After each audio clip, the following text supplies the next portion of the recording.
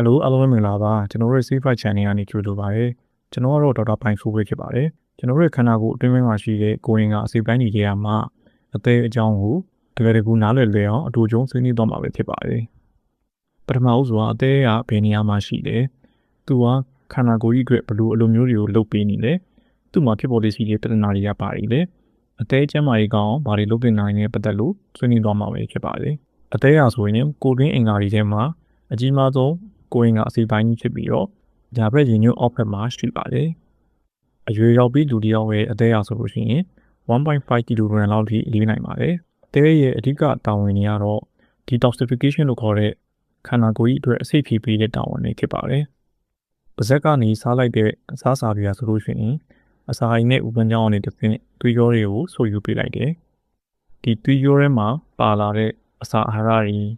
အရက်တွေဖေးဝါးတွေအဖိတ်တောက်ဘက်တွေကိုအန်နီငယ်မရှိတဲ့ပစ္စည်းတွေဖြစ်ကိုအသေးအံတစ်ဆင့်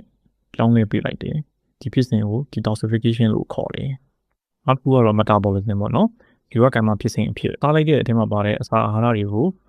ခန္ဓာကိုယ်ကြီးကအသုံးပြုနိုင်အောင်လို့စွမ်းအင်အဖြစ်စီမံဆောင်ရွက်ပေးတဲ့တာဝန်ပဲပေါ့နော်သားလိုက်တဲ့အထဲမှာပါတဲ့ glucose တခြားတဲ့ပမာဏကိုထိန်းညှိပေးတယ်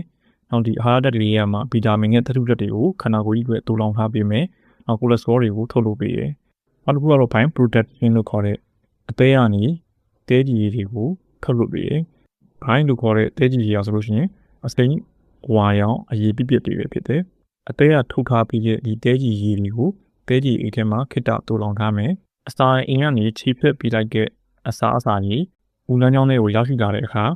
ဒီတဲကြီးတွေကိုထုတ်ပြီးလက်ချင်းအဖြစ်အစာအာဟာရခြေဖြစ်တဲ့နေရာမှာကိုကြီးဆောင်ရွက်ပေးပါမယ်။နောက်တစ်ခုတော့ store လို့ခေါ်တဲ့တိုးလောင်လိုနေနဲ့လည်းပါဝင်ဆောင်ရွက်ပေးတယ်။စားလိုက်တဲ့ထဲမှာပါတဲ့ဥမာ iron တို့ copper တို့နောက်တစ်ခုကဒီ vitamin A တို့ D တို့ E K စတဲ့ vitamin တွေကိုခိတ္တတိုးလောင်ပေးတယ်။စားလိုက်တဲ့အစာထဲမှာပါတဲ့ glucose ဓာတ်ကိုစွမ်းအင်အဖြစ်ခန္ဓာကိုယ်ကြီးကတန့်ပြီးတော့သုံးလို့မရတဲ့အတွက်ကြောင့်မလို့ glycogen လို့ခေါ်တဲ့ energy form တစ်ခုအနေနဲ့အသေးမှာခိတ္တတူလောင်ထားပြီးရဲ့နောက်ဆုံးတစ်ခုကတော့ protein synthesis လို့ခေါ်တဲ့ခန္ဓာကိုယ်ကြီးအတွက်လိုအပ်တဲ့ protein ဓာတ်တွေကိုထုတ်လုပ်ပေးတယ်ဥပမာသွေးခဲတင်တဲ့ဓာတ်တွေဖြစ်တဲ့ protein factor တွေနောက်အသားဓာတ်လို့ခေါ်တဲ့ albumin တွေစတဲ့ protein ဓာတ်တွေကိုထုတ်လုပ်ပေးတယ်ဒီမှာအဖြစ်များတဲ့ယောဂတွေအနေနဲ့ဆိုလို့ရှိရင်တော့ပထမတစ်ခုကတော့ fatty liver လို့ခေါ်တဲ့အသေးစီဖုံယောဂပေါ့လေအသေးဆဲတွေမှာအစီအများကြီးစုပုံလာတာကိုပြောချင်တာပဲဖြစ်ပါတယ်ဒီမှာဆိုလို့ရှိရင်အဓိကအဖြစ်အဝါလွန်တဲ့လူတွေစီးကျူယောဂတွေအရက်အလွန်ကျွံတောက်သွင်းတဲ့လူတွေမှာတွေ့ရလေးရှိပါတယ်။နောက်တစ်ခုကတော့ hepatitis လို့ခေါ်တဲ့အသေးအောင်ယောဂပေါ့လေ။သူကတော့အဓိကအဖြစ်အသေးအောင်တော့ယောဂပိုး BCG ကြောင့်ဖြစ်ပါတယ်။အသေးအောင်နာကျသွားတဲ့အခါမျိုးမှာဆိုလို့ရှိရင်တော့ပုံမှန်ကျန်းမာတဲ့အသေး tissue တွေအစားကိုနရွတ် tissue တွေအဖြစ်ပြောင်းသွားတဲ့အခါမျိုးမှာအသေးကမာသွားမယ်အသေးခြောက်သွားမယ်။ဒါကို cirrhosis လို့ခေါ်ပါတယ်။နောက်တစ်ခုကတော့ liver cancer လို့ခေါ်တဲ့အသေး cancer ပေါ့လေ။သူကိုယ်၌ကိုယ်က cancer ဖြစ်နိုင်တယ်လို့တခြား